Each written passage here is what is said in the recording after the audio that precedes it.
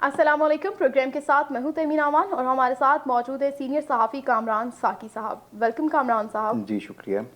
आज हम बात करेंगे, वफाकी हुकूमत ने इंडिया से कपास और चीनी की दरामद की इजाज़त दे दी है और ये इजाज़त वफाकी हुकूमत ने मुख्तलिफ वजारतों की सिफारिशात पर दी है। क्या ये इकदाम मौसर साबित होगा हमारे लिए? देखिए, सबसे पहले तो आपका बहुत शुक्रिया प्रोग्राम में बुलाने के लिए। अच्छा कदम है, दोनों मुल्क जो हैं वो कम अज़ कम इससे करीब जाएंगे। लेकिन दूसरी जानिब इससे जो है वो हमारी किल्लत भी जो है वो चीनी की जो मसनूई पाकिस्तान के अंदर बदकिस्मती से हमेशा रमज़ान मुबारक के माह मुक़द्दस के महीने से पहले हो जाती है, वो भी दूर करने में मदद मिलेगी। दूसरी जानिब इंडस्ट्री को इससे उम्मीद है कि कॉटन जो है वो कम रेट के ऊपर दस्तियाब होगी। जैसे आपको पता है कि गुज़श्ता साल की हमारी कॉटन की फसल भी जो है वो नुकसान हुआ, तो उस कमी को पूरा करने में भी मुझे उम्मीद है कि इस ट्रेड से हमें फ़ायदा होगा।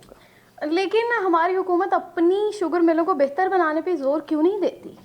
देखिए, वो भी वही लोग हैं, उन शुगर मिल्स के ओनर्स की अगर आप बात करें तो तकरीबन 80 से 85% लोग इन्हीं असम्बलियों के अंदर बैठे हुए हैं, या तो MP MNAs हैं या फिर वो सेनेटर्स हैं। तो वो कैसे चाहेंगे कि कोई ऐसी इस्लाहात जो है वो असम्बली में आएँ जिससे उन्हें बर वक्त किसानों को जो है वो पेमेंट्स करनी पड़ें, उन्हें जो है वो टैक्स फ्री या ऐसा टैक्स जो है वो ऐसा कोई निज़ाम बन जाए जिससे वो टैक्स अपना बचा ना सकें।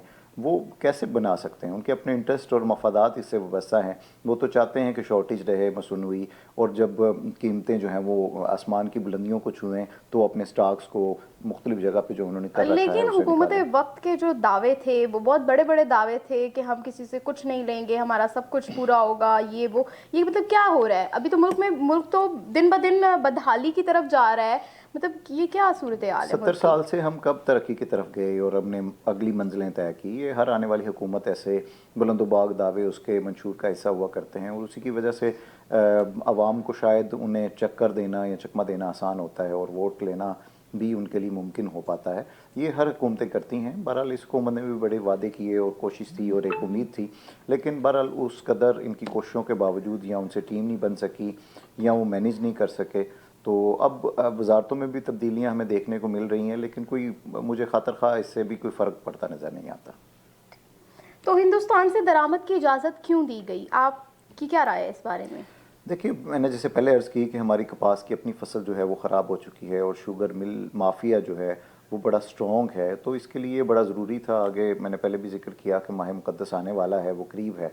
उसके अंदर वैसे भी ऐसी अशिया खुर्दनोश की जो रमज़ान मुबारक में मशरूबात में चीनी इस्तेमाल होती है, ऐसे ही हमारी और बहुत सारी चीज़ें हैं या अशिया खुर्दनोश हैं जो इस्तेमाल होती हैं, उनकी कीमतें आसमान की बुलंदियों को छूती हैं।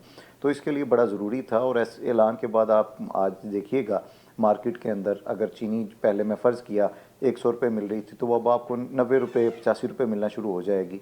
सिर्फ पॉलिसी एंड के ऊपर लोगों को अब पता चल गया कि भी अभी इसकी किल्लत होने नहीं जा रही, इसे स्टॉक करने का कोई फ़ायदा नहीं होगा, इसमें प्रॉफिट नहीं होगा, लेकिन देखा तो वो जाए स्टॉक तो को मार्केट में ले इस आए। पर माहिरीन की दो तरह की राय है। कुछ माहिरीन का ये कहना है कि ये एक अच्छा इकदाम है और दोस्ती का हाथ बढ़ाने के लिए ये काम किया जा रहा है, और कुछ का ये भी कहना है कि हम और मुल्कों से भी तो ले सकते थे।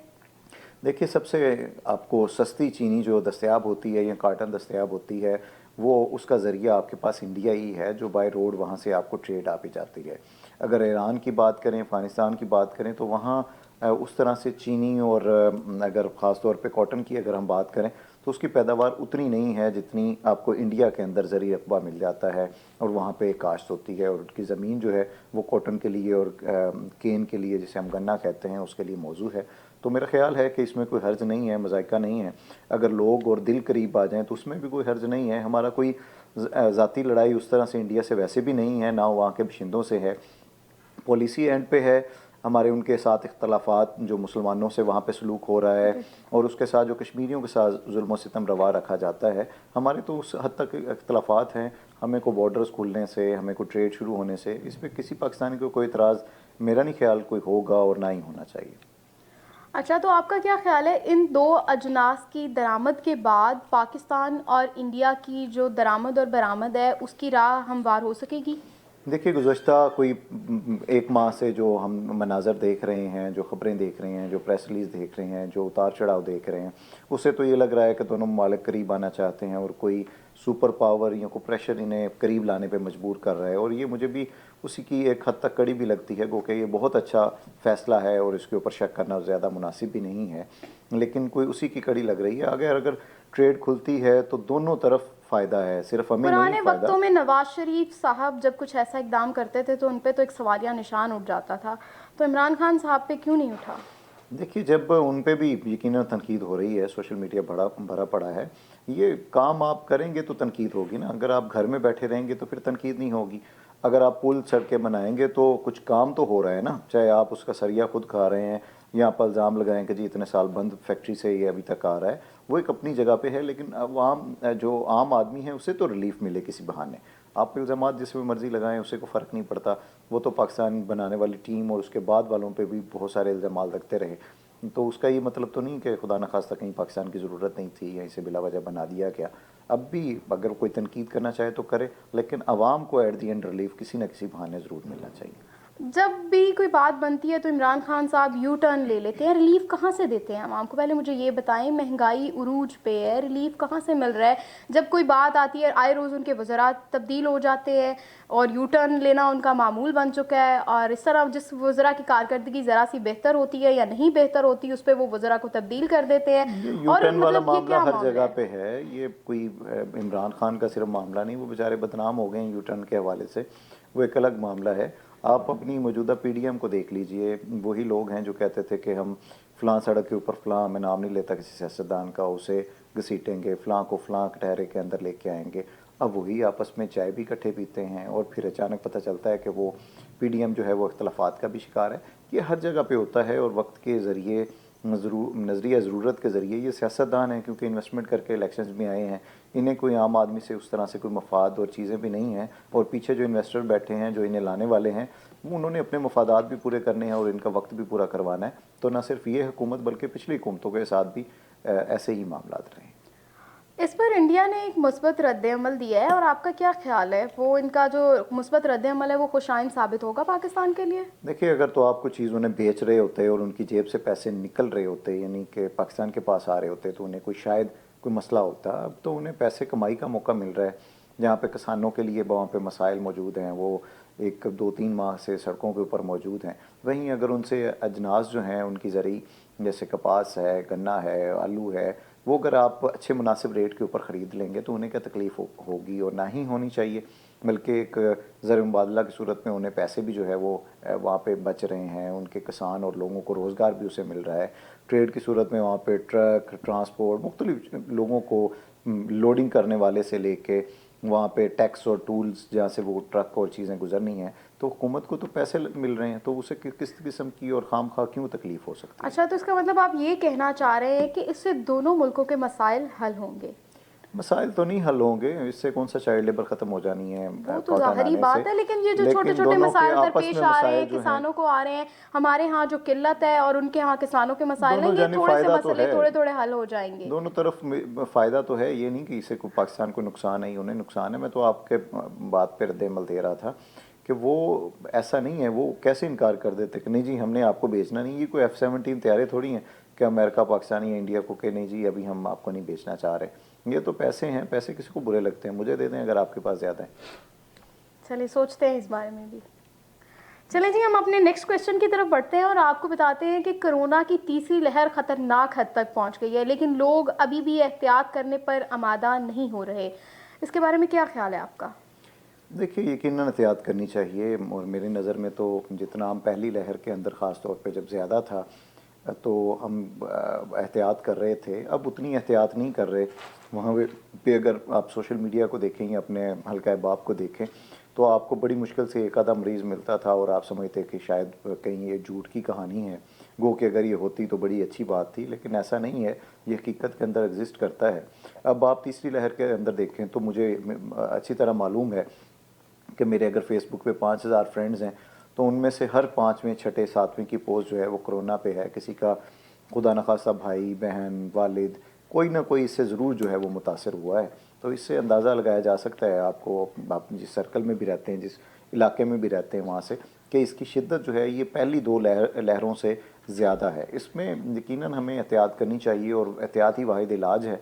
गो के वैक्सीन भी मौजूद है, चीज़ें भी मौजूद हैं, हुकूमत भी अपने तौर पे काम कर रही है, लेकिन उसके बावजूद अगर हम खुद अब इस बीमारी से नहीं बचना चाह रहे या इस लोगों से फासला नहीं रखते, SOPs पे हुकूमती बनाए हुए अमल नहीं करते जो कि हमारे अपने फ़ायदे के लिए लेकिन हैं, गरीब तो फिर आवाम किस हद तक फासला कायम रख सकती है? अब एक घर है जिसमें 8 से 10 लोग रहते हैं, माँ भी है, बाप भी है, सास भी है, ससुर भी है और 4 उनके खुद के बच्चे हैं और कमरे उनके पास 2 अदद मौजूद हैं, उसमें वो किस तरह फासला कायम रखें? देखिए, वो जब 5 लोग घर से बाहर जाते हैं तो मास्क तो पहन सकते हैं ना, वो कोई तो ऐसा पहना जा काम तो कर सकता है। सकते हैं जिससे वो वायरस उनके घर तक ना आए।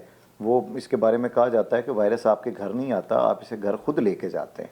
अब वो अगर कमाने के लिए एहतियात से निकलना जाएं, तो पड़ता ही है, ये ज़रूर तो नहीं निकलें। है अब कि मतलब कमाने के लिए आप जो है वो कोई भीड़ वाली जगह के ऊपर जाएंगे, बिला वजह लोगों से गप्पे मारेंगे, हाथ मिलाएंगे, गले मिलेंगे, तो वो फिर आपके लिए मसाइल पैदा होंगे। आप एक सोशल डिस्टेंस नहीं, पे मुझे वहाँ बड़े पे तो रह अफसोस के सकते हैं। साथ कहना पड़ रहा है, पाकिस्तान जैसे मुल्क में मैंने कल परसों खबर देखी मियाँ वाली की, जिसमें यूटिलिटी स्टोर पे आटा दिया जा रहा था और आटा इस तरह से दिया जा रहा था कि एक लाइन बनी हुई थी मुसलसल उन लोगों की और उस लाइन में वो लोग आपस में हाथापाई कर रहे थे।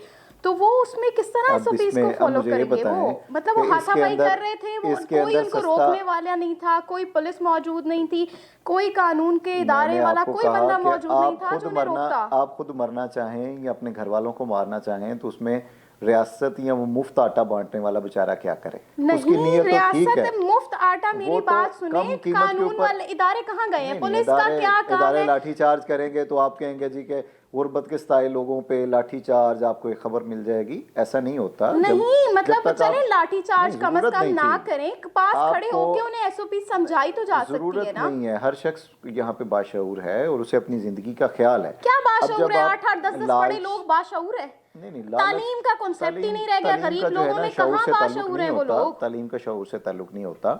यहाँ पे आपको पढ़े लिखे PhDs भी जो है वो जहालत में नजर आएंगे, वो वायरस और इन चीज़ों को भी मानने से मुनकर आपको नजर अगर आएंगे। एक बंदा है, गरीब बंदा है, उसने अपने 8 से 10 घर वालों के लिए रोटी लेके जानी है तो उसका उसका ये शऊर मतलब नहीं कहाँ होता गया? ना कि वहाँ पे इतनी जाके महंगाई लोगों से है, लड़ता हर रहे। चीज महंगी है, पेट्रोल महंगा है, वो कहाँ से सब कुछ पूरा करेगा? पेट्रोल से उसका ताल्लुक उस तरह से तो नहीं है। अब हर वो चीज का ताल्लुक है, देखें मैं जिंदगी आपको में वही हर आटे का जरूरत है, बता रहा हूँ। आटा से लेके चीनी से लेके घर तक बाहर तक हर चीज की जरूरत है, वो पेट्रोल उसके क्यों नहीं लिए जरूरियात वो में उसके आता? लिए अपनी जिंदगी को अगर बचाना चाहता है तो फिर SOPs पे अमल करे ना। वो ये एसओपीज पे किस रियासत का तरह से इंतजार ना अमल करे करे? कि ये रियासत महंगाई इंसान को सोटी लेके जीने दे तो आए। एसओपीज की तरफ बढ़े ना। इमरान खान साहब सिर्फ इतना कह देते हैं कि घबराना नहीं, घबराना नहीं। कैसे ना लोग घबराएं, मुझे ये बताएं।